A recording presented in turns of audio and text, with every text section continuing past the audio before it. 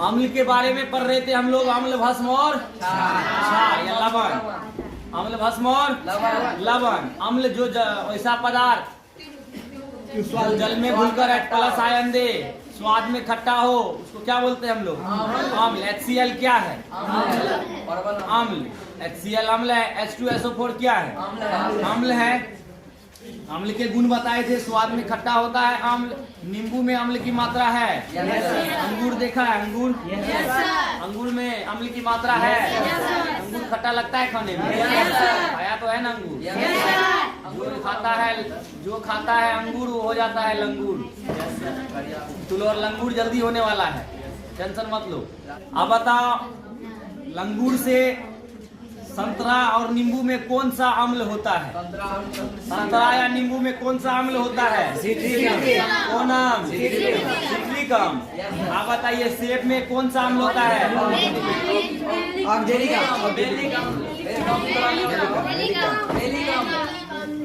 हम सब लेके नहीं आया है क्या? कर लो, घर में ले जाके उसको पूजा करना। नोट रख लो घर में और उसका अगरबत्ती दिखाओ। आरती नोट बिहारी घर में किताब मुरारी। आगे बढ़ो, आगे नोट नहीं है तो ना मार खाएगा। तो शर्म होने लगता है। जब तुम लोग को कल केमिस्ट्री स्टार्ट करवाया तो नोट्स लेके आना चाहिए। कम से कम नोट्स घर में नहीं पढ़ता है, कम से कम यहाँ आके नोट्स तो देखो तो करता। पढ़ता है ना, इसी चैप्टर में पूछ लेंगे तो खैर। अब बताइए, इमली में कौन सा अम्ल होता है? इमली में सिरका का नाम सुना है? कौन सा अम्ल होता है? सिट्रिक अम्ल। बोलिए, बताओ। दही में कौन सा अम्ल होता है? लैक्टिक। टमाटर में कौन सा अम्ल होता है? टमाटर में। हमारे पेट में हाइड्रोक्लोरिक। चाय में अम्ल होता है? कौन अम्ल? लाल चींटी के डंक में, लाल चींटी के डंक में। और एगो बात होता है कि अम्ल क्या लाल लिटमस पत्र को क्या कर देता है? लाल कर देता है। कोई भी अम्ल रहेगा और नीला लिटमस पत्र रहेगा तो कैसा हो जाएगा? लाल हो जाएगा। अब उसके बाद में हम लोग आते हैं कि खैर, तो हम लोग बोल रहे थे सूचक के बारे में। सूचक क्या होता है कि सूचक एक वस्तु होता है, एक पदार्थ होता है जिसको अम्ल और या क्षार में डालते हैं तो अम्ल। सूचक एक पदार्थ होता है जिस पर अगर जो अम्ल या क्षार डालते हैं तो उस पदार्थ का रंग बदल जाता है। उस पदार्थ का रंग क्या हो जाता है? बदल जाता है। तो सूचक एक पदार्थ होता है जिस पर अम्ल डाले या क्षार डाले तो उसका रंग क्या हो जाता है? बदल जाता है। और सूचक दो प्रकार का होता है, एक होता है प्राकृतिक सूचक और एक होता है संश्लेषित सूचक। तो खैर हमको ये सब पूरा नहीं, ये सब हमको डिटेल में नहीं जाना है, सिर्फ सुन लेना है सूचक क्या होता है। तो सूचक वह होता है जो अम्ल या भस्म में डाले तो उसका रंग क्या हो जाएगा? बदल जाएगा। रंग क्या हो जाएगा?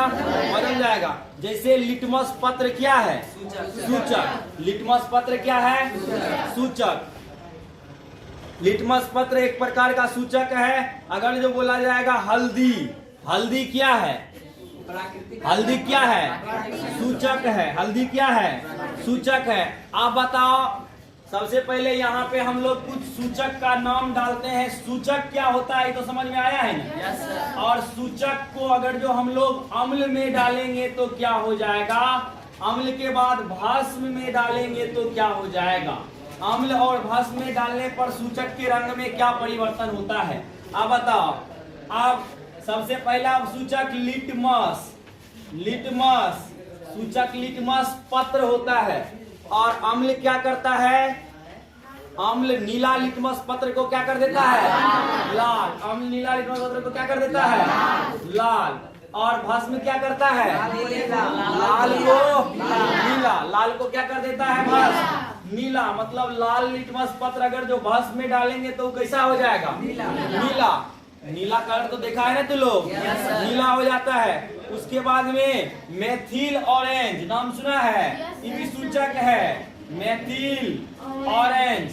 ऑरेंज मेथिल ऑरेंज एक सूचक है। अब मेथिल ऑरेंज को अगर जो हम लोग अम्ल में डालते हैं तो इसका रंग लाल हो जाता है। क्या हो जाता है? लाल। मेथिल ऑरेंज को अगर जो अम्ल में डालेंगे तो रंग कैसा हो जाएगा मेथिल ऑरेंज का? लाल। और अगर जो भस्म में डालेंगे तो पीला। भस्म में डालेंगे तो क्या हो जाएगा? पीला। ये सब सूचक है अम्ल और भस्म को पहचान करने का। अम्ल और भस्म को पहचान करने का एक सूचक है। ऐसा नहीं है कि सर अम्ल को जो है पी के देखेंगे और भस्म को भी चाट के देखेंगे। अम्ल स्वाद में खट्टा लगेगा तो अम्ल है और भस्म स्वाद में कड़वा लगेगा तो भस्म है। ऐसा कर सकते हैं कि नहीं कर सकते? अरे कर सकता है, कोई बात नहीं है, लेकिन कोई कोई अम्ल इतना हार्ड होता है कि उसको अगर जो थोड़ा सा भी तुम्हारे मुंह में जाएगा तो तुम्हारी मृत्यु हो सकती है। अब कोई चाहता है कि सर खाली अम्ल का स्वाद चखने में मेरे मृत्यु हो जाए? चाहता है? नहीं चाहता है। इसीलिए हम लोग इस सूचक का प्रयोग करते हैं। इस सूचक का प्रयोग इसीलिए हम लोग करते हैं। सूचक का प्रयोग हम लोग इसलिए करते हैं ताकि उसमें पता चल जाए अम्ल में उसका व्यवहार कैसा होगा, वो हमको सूचना दे। अरे तुम्हारे कुकर में घंटी लगा रहता है ना, सीटी, तो सीटी क्या होता है? एक सूचक होता है इस बात का बताने का कि कितना चावल बना है। अगर जो 2 सीटी लगा है तो चावल होने वाला है, लगभग होने वाला है। और तीसरा सीटी जैसे फुस किया तुरंत कुकर उतर जाता है, तो सीटी क्या है? सूचक है इस बात का कि चावल हो गया है। अब बताओ, सीटी अगर जो सूचक है तो हर खाना में अलग अलग सीटी लगता है कि 4 सीटी में सब कुछ बन जाता है? अलग अलग। कोई कोई ऐसा होता है जो 1 सीटी में काम चल जाता है, और कोई कोई ऐसा होता है इसमें 5 सीटी लगाना पड़ता है। 6 लगा दो तो कोई दिक्कत नहीं होता है। और कोई कोई आदमी क्या करता है, सूचक किसी किसी के घर में कभी कभी सीटी नहीं बजता है, और सीटी नहीं बजता है तो उठा के देखता है कि चेक करता है सीटी बज रहा है कि नहीं बज रहा है, सुसुआ रहा है कि नहीं सुसुआ रहा है, चेक करता है। उसी तरह से ये भी सूचक है। अब उसके बाद मेथिल ऑरेंज। अब हल्दी का नाम सुना है? हल्दी का नाम सुना है? हल्दी भी एक सूचक है। हल्दी के बाद हल्दी भी एक सूचक है। हल्दी को अगर जो अम्ल में हम लोग डालेंगे ना, हल्दी को अगर जो हम लोग अम्ल में डाल दे तो हल्दी का रंग पीले रहेगा। कैसा रहेगा? पीला। हल्दी का रंग में कोई परिवर्तन, पीला ही रहेगा। लेकिन हल्दी को जैसे छाड़ में डाले इसका रंग लाल हो जाएगा। क्या हो जाएगा? लाल। इसके लिए हम लोग क्या कर सकते हैं, अगर जो कभी तुम लोग घर में खाना उना खाया होगा तो हो सकता है तुम्हारे मुंह में छेद है, खाना गिर जाता होगा सट उठ पे, कभी न कभी गिरा है, सब्जी उब्जी सट उठ पे गिरा है। अब सट पे सब्जी गिरता है तो तुम लोग चाट लेता होगा? नहीं। सट पे अगर जो सब्जी गिरता है तो क्या करते हैं हम लोग? उसको साफ करते हैं सट को। अगर जो तुम उसको पानी में डाल के अगर जो उसको साबुन से रगड़े तो कैसा हो जाएगा? लाल। साबुन से रगड़े तो कैसा हो जाएगा? क्योंकि साबुन में क्या चीज का मात्रा है? भस्म का। क्या चीज का मात्रा है? भस्म का। अब फिनालेप्थीन भी एक सूचक होता है। अगर जो फिनालेप्थीन को अम्ल में डालते हैं तो ये रंगहीन, कोई परिवर्तन नहीं होता है, रंगहीन रहता है। रंगहीन रंग देखा है? रंगहीन नाम सुना है? उसमें कोई रंग ना हो। पानी कैसा होता है? पानी खूब बढ़िया लगता है देखने में एकदम। पानी कैसा होता है? रंगहीन, कोई कलर का नहीं होता है। और फिनालेप्थीन को अगर जो हम लोग अम्ल में डालते हैं तो इसमें कोई परिवर्तन, रंगहीन रहता है। जबकि भस्म में डालने पर कैसा हो जाता है? गुलाबी। कैसा होता है? गुलाबी कलर देखा है? गुलाबी होता है। और उसके बाद होता है चुचुंदर। चुकुंदर। क्या होता है? चुकुंदर। चुकुंदर को कोई चुचुंदर भी बोलता है। चुकुंदर देखा है? सलाद बना के खाता है आधा। अब चुकुंदर के बाद, चुकुंदर एक प्रकार का फल है ना? और एगो और चीज होता है ठेरिया का साग, देखा है? दोनों ऐसा चीज है कि कोई भी बर्तन को लाल कर देता है ना? लेकिन दोनों में बहुत ज्यादा विटामिन की मात्रा है। दोनों खाना चाहिए। ठेरिया का साग हो गया और चुकुंदर हो गया। ठेरियन बोलते हैं। चुकुंदर जो है, चुकुंदर जब आदमी बीमार पड़ता है तो डॉक्टर सब बोलता है उसको कि चुकुंदर खाइए। चुकुंदर अलग अलग बीमारियों में काम देता है, इसीलिए चुकुंदर खाना चाहिए। लेकिन तुम लोग को चुकुंदर अच्छे नहीं लगता है खाने में। एक कच्चा खाता है तो बोलता है सर मुंह जो है एकदम लाल लाल हो जाता है, कौन खाएगा एकदम। तो गड़बड़ हो जाता है। तो खैर चुकंदर भी एक सूचक है, और अगर जो हम इसमें अम्ल में डालते हैं तो ये लाल या बैगनी होता है। अम्ल में इसको डालेंगे तो लाल या बैगनी। बैगनी देखा है, बैगन के जैसा, बैगन देखा है। आप बोलेगा सर बैगन 3 कलर का होता है, एक होता है उजला, एक होता है हरा, एक होता है बैगनी। बैगनी समझ रहा है ना? हाँ, बैगनी बैगन, बैगनी। चुकंदर को अगर जो हम लोग अम्ल में डालेंगे तो क्या हो जाएगा? बैगनी। और अगर जो भस्म में डालेंगे तो क्या हो जाएगा? पीला। चुकंदर को भस्म में डालेंगे तो क्या हो जाएगा? पीला। आप पत्ता गोभी देखा है? पत्ता गोभी का सीजन है। पत्ता गोभी, पत्ता गोभी, पत्ता गोभी 2 प्रकार का होता है। एक होता है पत्ता गोभी और एक होता है फूल गोभी, होता है ना? यहाँ फूल गोभी का बात नहीं कर रहे हैं, पत्ता गोभी का। पत्ता गोभी को अगर जो अम्ल में डालते हैं तो इसका कलर लाल, लाल या बैगनी हो जाता है। क्या हो जाता है? लाल या बैगनी। अब पत्ता गोभी को अगर जो हम लोग भस्म में डालते हैं तो इसका रंग हरा हो जाता है। क्या हो जाता है? हरा, और ज्यादा हरा हो जाता है। अब आधा को लग रहा होगा सर पत्ता गोभी हरे रहता है। हरे रहता है, पूरा हरा रहता है, लाइट ग्रीन रहता है। अगर जो उसको हम लोग भस्म में डालेंगे तो डार्क ग्रीन हो जाएगा, डार्क ग्रीन हो जाएगा। अरे पत्ता गोभी देखा तो है ना सब कुछ। तो ये है अम्ल और भस्म का पहचान का सूचक। कौन कौन चीज को हम लोग अम्ल में डालेंगे तो क्या होगा? सबसे बढ़िया है लिटमस पेपर। लिटमस पेपर तुमको एग्जाम में कई बार पूछा है कि अम्ल नीले लिटमस पत्र को क्या कर देता है? लाल। अम्ल नीले लिटमस पत्र को क्या कर देता है? लाल। अब हम देखते हैं धातु के साथ अम्ल की क्या चीज? अभिक्रिया। हम लोग धातु के साथ अम्ल की अभिक्रिया करेंगे, लेकिन इसको करने से पहले सबसे पहले हमको एक और चीज देखना पड़ेगा, तब ये हमको ज्यादा समझ में आएगा, और वो है सक्रियता श्रेणी। क्या है?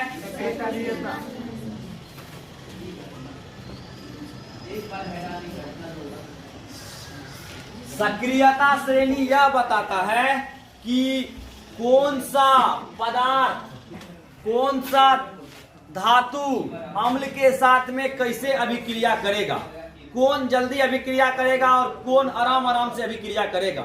अरे ये जरूरी है कि सब धातु को, अगर जो कोई धातु को हम लोग अम्ल में डालेंगे तो वो जल्दी अभिक्रिया कर लेगा, तुरंत अभिक्रिया कर लेगा। हो सकता है वो तुरंत करे, हो सकता है वो आराम से भी करे, बहुत टाइम भी लग सकता है अम्ल के साथ में धातु का अभिक्रिया करने में, कि एकदम तुरंत हो जाएगा। टाइम भी लग सकता है, लगेगा कि नहीं लगेगा? तो कौन, अरे तुम्हारे घर में खाना बनता है तो एक खाना ऐसा होता है कि जो तुरंत चटमंगनी पट बिहा हो जाता है, कि खाली मैगी दिया, तनी को मसाला, अब प्याज दिया नहीं हो दिया, तनी को तेल दिया, काम चला लिया, पानी दे दिया, उसके बाद चूचू करके हो गया मैगी। तो बताओ, ऐसे भी खाना बनता है? ये 2 मिनट वाला खाना है। और एक खाना ऐसा है कि पहले पानी गरम करो, पानी उबला, चावल डालो, भात बनाओ, दाल बनाओ, चोखा बनाओ, पापड़ बनाओ, तिलोरी बनाओ, पकौड़ी बनाओ, जो बनाना है सब बनाओ। तो कहने का मतलब कुछ ऐसा होता है, कुछ पदार्थ ऐसा होता है कि जो अम्ल से जल्दी अभिक्रिया कर लेता है, कुछ खाना ऐसा होता है जो जल्दी बन जाता है, और कुछ खाना बनने में टाइम लेता है। कुछ पदार्थ अम्ल से जल्दी अभिक्रिया कर लेता है, कुछ पदार्थ अम्ल से जल्दी अभिक्रिया नहीं करता। हमको वही देखना है कौन कौन सा पदार्थ अम्ल से जल्दी अभिक्रिया करता है और कौन कौन सा पदार्थ अम्ल से आराम आराम से अभिक्रिया करता है। तो सक्रियता श्रेणी में एक तरफ हम लोग लिखते हैं धातु। क्या लिखते हैं? धातु का नाम लिखते हैं, और उसके बाद लिखते हैं इसका संकेत क्या होता है। धातु का संकेत क्या होता है, और यहाँ पे लिखते हैं सक्रियता श्रेणी। सक्रियता श्रेणी। अब बताइए, जैसे धातु तुमको पता है, धातु पहचानने का तरीका पता है ना? धातु पहचानने का तरीका, धातु के अंतिम में क्या लगा रहेगा? हीलियम को छोड़कर, हीलियम को छोड़कर बाकी सब में क्या लगा रहेगा? यम लगा रहेगा। उसको क्या बोलेंगे हम लोग? धातु। मतलब जितना भी तत्व है जिसमें यम लगा है, हीलियम को छोड़कर सब क्या है?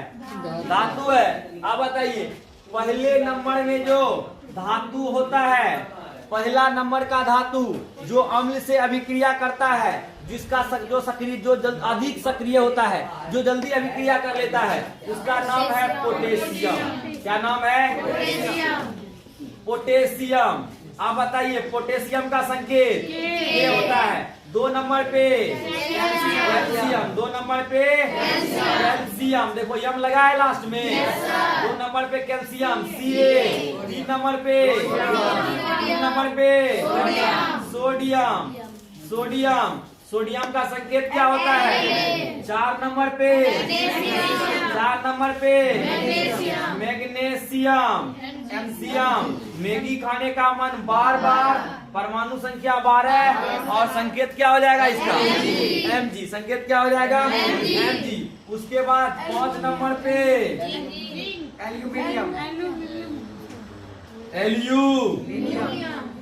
एल्यूमिनियम। ये परमाणु संख्या तो नहीं चल रहे हैं, ये हम सक्रियता श्रेणी चल रहे हैं। कौन धातु ज्यादा सक्रिय है और कौन धातु कम सक्रिय है, कौन जल्दी अम्ल से अभिक्रिया करेगा और कौन आराम आराम से अभिक्रिया करेगा। तो आप बताइए एल्युमिनियम का संकेत क्या होता है? Al। परमाणु संख्या 13। आलू छोटा है 13, परमाणु संख्या क्या हो जाएगा? 13। एल्युमिनियम के बाद क्या होता है? जिंक। 6 नंबर में क्या होता है? जिंक। अब जिंक का 7 नंबर लोहा का क्या होता है? Fe। 8 में टीन का क्या होता है?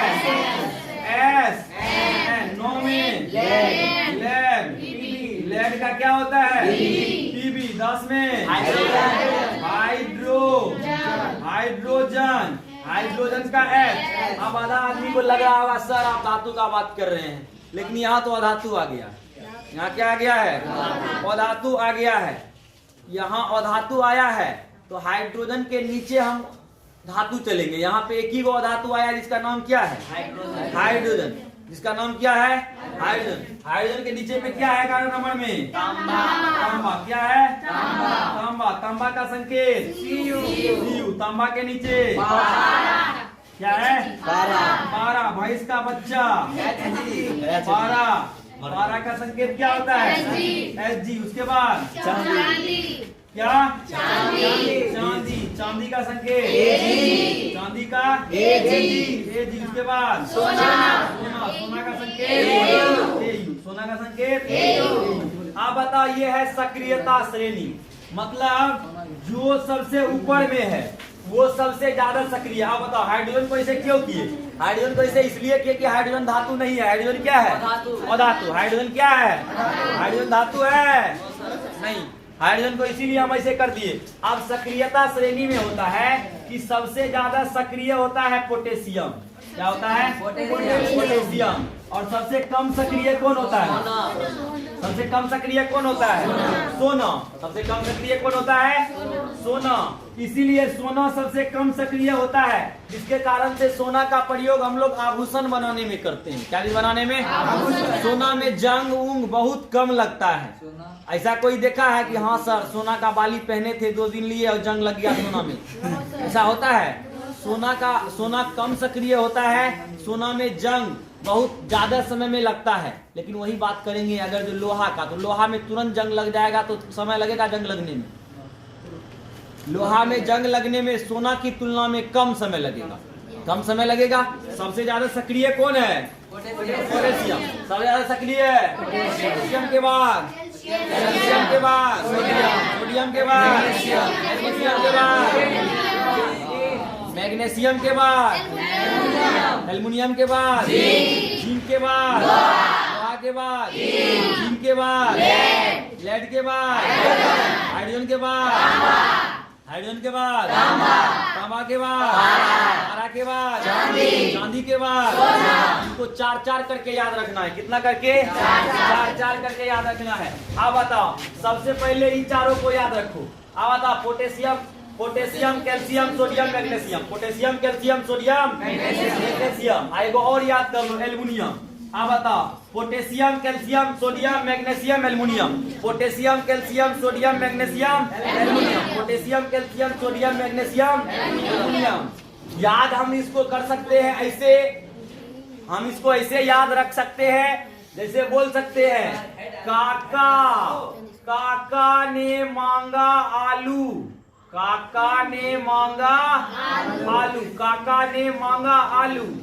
काका ने मांगा आलू। समझ में आ रहा है? अगर जो तुमको बोलेगा सक्रियता श्रेणी में सबसे ज्यादा सक्रिय कौन धातु है, तो काका ने मांगा काका। तो के मतलब याद रखना पोटेशियम। इन्हें जो काका का सी ए लगा देना 2 बार। ये मतलब क्या याद रखना है? पोटेशियम। काका फिर से सी ए आएगा। के मतलब पोटेशियम, सी ए मतलब कैल्शियम। अब बताओ एन ए मतलब सोडियम। ने का क्या हो गया?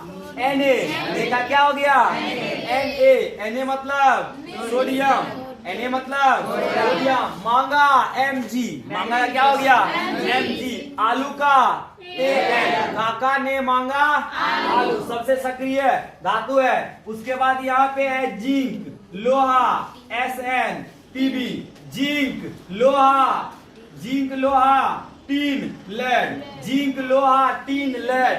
काका ने मांगा आलू और उसके बाद क्या है? जिंक लोहा टीन लेड, जिंक लोहा टीन लेड। मेनली तुमको ऊपरे वाला ज्यादा अधिकतर पूछता है, अधिकतर यही 4-5 का खेल रहता है केमिस्ट्री में, अम्ल भस्म वाला में। तो इतना तक तो कवर हो गया होगा सब। और उसके बाद याद रखिएगा जिंक लोहा टीन लेड, जिंक लोहा टीन लेड। जो इसके बाद जा लोहा टीन लेकर, जा लोहा टीन लेकर। समझिए, सबसे पहले क्या था? सक्रियता श्रेणी में कौन सा? एल्युमिनियम तक का हम याद कर रहे थे। काका ने मांगा जा लोहा टीन लेकर, जा लोहा टीन लेकर। पहली बात है काका ने मांगा आलू और उसके बाद है जा लोहा लेकर, मतलब लोहा और टीन लेकर क्या करना है हमको? चले जाना है। जा लोहा टीन लेकर। तो जेड एन से क्या हो गया? जा, जेड एन जा, जेड एन जा। रिलेट कर लेना। जा लोहा एफी लोहा का होता है ना, लोहा। एसएन का क्या होता है? टीन। अब पीवी का क्या होता है? लेड। लेकर मतलब लेड। लो आ रहा है ना पहला अक्षर, आ जाएगा ना, हो जाएगा ना। तो बताइए सक्रियता श्रेणी में पहला 4-5 को क्या है? काका ने मांगा आलू। क्या है? जा लोहा। और उसके बाद जो है हाइड्रोजन को छोड़ देना है, हाइड्रोजन को छोड़ देना है ना। और उसके बाद क्या है? कॉपर, पारा, चांदी, सोना, अब बताओ हम कॉपर नहीं पढ़ेंगे, हम कॉपर नहीं पढ़ेंगे, हम इसको पढ़ेंगे ऊपर। समझ जाएगा ना? कॉपर नहीं पढ़ेंगे, हम क्या पढ़ेंगे इसको? ऊपर पारा के चांदी। पारा के ऊपर में क्या है? पारा के ऊपर में क्या है? चांदी सोना। पारा के ऊपर में क्या है? चांदी सोना। पारा के ऊपर में मेन क्लास में। चलिए, तो सक्रियता श्रेणी में कैसे पहचान करेंगे? पहला क्या है? Potassium, calcium, sodium, magnesium, aluminium. Hydrogen को छोड़ देना है। तांबा, पारा, सोना, चांदी। आप बताओ काका ने मांगा आलू, काका ने मांगा आलू, काका ने मांगा आलू। वो आ कैसे हो गया? पोटेशियम के, काका सी ए, ने एन ए, मांगा एम जी, आलू ए एल। और उसके बाद जिंक का जा लोहा टीन लेकर, जा लोहा लेकर। जा से जेड एन, लोहा से एफी, टीन से एस एन, लेकर से लेड, कॉपर, पारा, चांदी, सोना। हम इसमें याद करने का ट्रिक क्या बताएं? कॉपर को पढ़ो ऊपर, कॉपर को पढ़ो ऊपर। पारा के ऊपर क्या चीज? पारा के ऊपर चांदी, सोना। क्लियर है? भूलने वाला भी बीमारी है, याद कर लीजिएगा। और 4-4 करके जब ऐसा आए तो चार्ट बनाइएगा और समझ जाइएगा ट्रिक कैसे है, और अपने मन से लिख दीजिएगा। अभी हम उम्मीद है कि अगर जो हम मिटा देंगे ना तो आप तू लोग लिख लेगा। मिटा देंगे तो क्या कर लेगा? पक्का? मिटा दे, प्रैक्टिस करवा ले। विश्वास है हमको कि तू लोग लिख लेगा। काका ने फलना तीन जो भी है। खैर, अगला चीज होता है अगला चीज हम लोग पढ़ते हैं, ये वाला हेडिंग, धातु के साथ अम्ल और भस्म की क्या चीज? धातु के साथ कौन अभिक्रिया करेगा? अम्ल या भस्म। अभी हम अम्ल को देखते हैं, पहले किसको देखते हैं? अम्ल को। अम्ल जिसमें H रहता है उसको क्या होता है? अम्ल होता है। जिसमें H रहता है उसमें क्या होता है? अम्ल होता है। अब देखो, अगर जो धातु अम्ल से अभिक्रिया करता है, लवण प्लस हाइड्रोजन गैस बनाता है। जैसे मान लो कि कॉपर अभिक्रिया कर रहा है H2SO4 से, तो बताओ ये धातु है? कॉपर धातु है, H2SO4 अम्ल है। तो सबसे पहले क्या निकल जाएगा? H2 निकल जाएगा। हाइड्रोजन गैस तो निकलता है ना, H2 निकल जाएगा। H2 निकलेगा। अब H2 हट गया तो क्या बचा? CuSO4 बनेगा? बन जाएगा। बताओ, Zn plus H2SO4, Zn plus H2SO4 ये क्या बनेगा? ZnSO। जैसे Fe प्लस H2SO4, तो ये क्या बनाएगा? HCSO4। प्लस क्या दे देगा? Hydrogen gas. अब इसको बनाना है तो सबसे पहले हम हाइड्रोजन गैस को निकालते हैं। जैसे कैल्शियम प्लस H2SO4, ये क्या हो जाएगा? CaSO4 plus H2। Hydrogen gas क्या हो जाएगा? बाहर। तो धातु अम्ल से अभिक्रिया करके क्या बनाता है? लवण प्लस हाइड्रोजन गैस। लवण प्लस हाइड्रोजन गैस। अब बताओ, इस हाइड्रोजन गैस का पहचान कैसे होता है? हाइड्रोजन गैस का पहचान करने के लिए हम इस हाइड्रोजन गैस को एक, जैसे मान लो कि यहाँ पे एक हम लोग परख नली लेते हैं। हम एक इस टाइप का परख नली ले ले,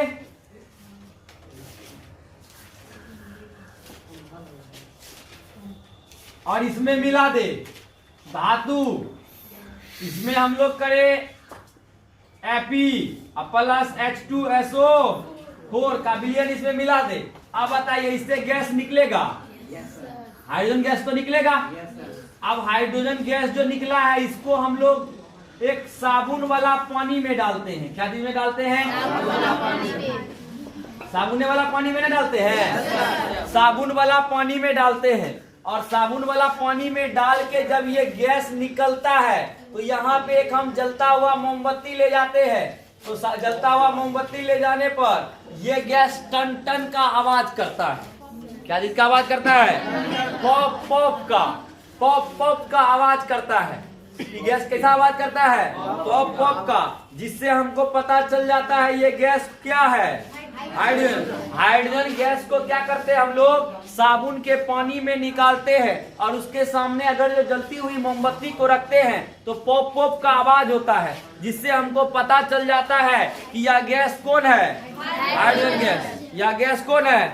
तुमको पूछा जाएगा एग्जाम में कि धातु से अम्ल को अभिक्रिया कराते हैं तो हाइड्रोजन गैस का निर्माण होता है। इस हाइड्रोजन गैस की पहचान कैसे करेंगे? तो हम लिखेंगे, धातु से अम्ल की अभिक्रिया करने पर लवण प्लस हाइड्रोजन गैस का निर्माण होता है। इस हाइड्रोजन गैस के पहचान के लिए हम लोग एक परख नली में धातु प्लस अम्ल लेंगे,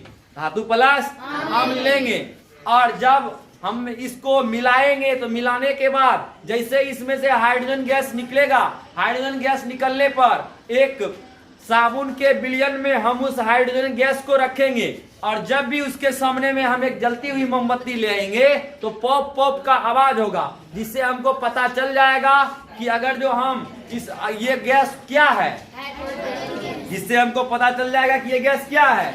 हाइड्रोजन। अब आता है कि धातु के कार्बोनेट और बाइकार्बोनेट का अम्ल से अभिक्रिया। धातु का कार्बोनेट और बाइकार्बोनेट। हम लोग अब लेते हैं धातु के कार्बोनेट और बाइकार्बोनेट का अम्ल से अभिक्रिया। धातु के कार्बोनेट और बाइकार्बोनेट का अम्ल से अभिक्रिया। धातु प्लस कार्बोनेट या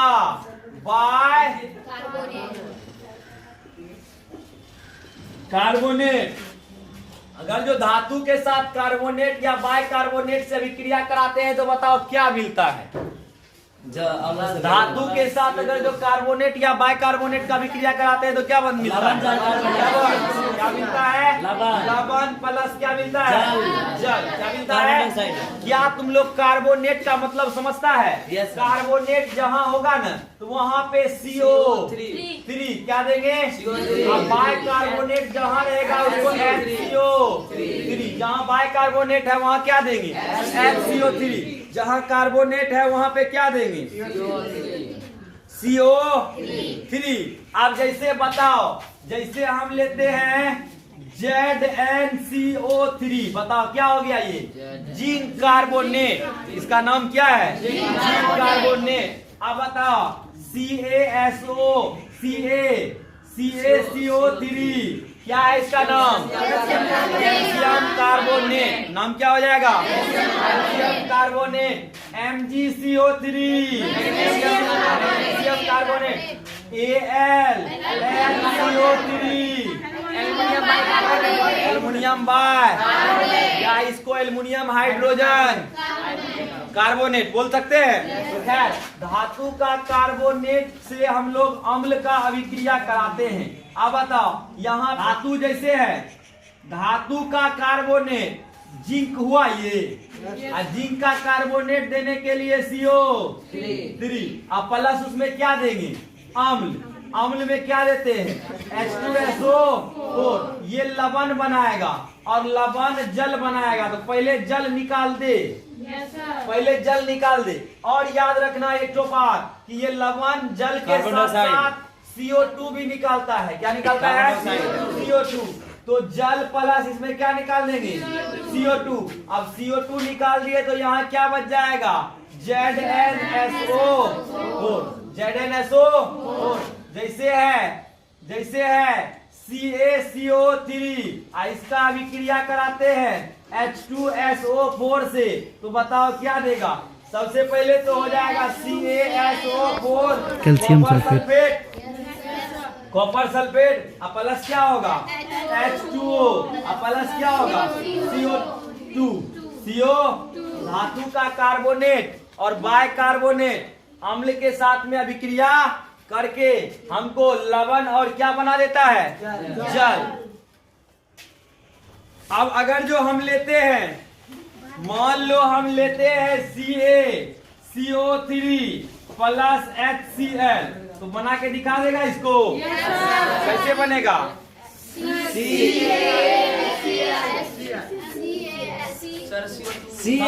क्या निकालेंगे? और क्या निकालेंगे? CO2। अब बताओ H2O निकाल दिए, क्या 2 निकाल दिए? यहाँ पे 2 है नहीं तो घुसा दिए ना। अब बताओ H2 एगो या दूगो यहाँ से H, एगो यहाँ से O गया ना, एगो वहाँ से O गया, एगो वहाँ पे O जाके खत्म हो गया। अब यहाँ पे एगो O चला गया, दूगो बचा ना, तो यहाँ पे क्या CO2 बचा, तो CO2 यहाँ आ गया। अब बताओ ये H आ गया और CO2 आ गया, तो क्या बच गया है? CaCl। धातु का ये कार्बोनेट है कि बाइकार्बोनेट? कार्बोनेट। धातु का क्या है? कार्बोनेट। अब अगर CO2, इस प्रक्रिया में कौन सा गैस निकल रहा है? Carbon dioxide. कौन सा गैस निकल रहा है? Carbon dioxide. इस गैस का पहचान कैसे करते हैं कि कार्बन डाइऑक्साइड? अगर जो हम इस कार्बन डाइऑक्साइड को चूना जल में मिलाते हैं तो चूना जल कैसा हो जाता है? दूधिया हो जाता है, जिससे हमको पता चलता है कि चूना जल इसमें कौन सा गैस था, जिससे हमको यह पता चलता है कि इसमें कार्बन डाइऑक्साइड गैस था। कार्बन डाइऑक्साइड गैस को अगर जो चूना जल में डालते हैं ना तो चूना का जल कैसा हो जाता है? दूधिया, दूध के जैसा एकदम फुल व्हाइट हो जाता है, जिससे हमको पता चलता है यह गैस कौन सा होगा? Carbon dioxide.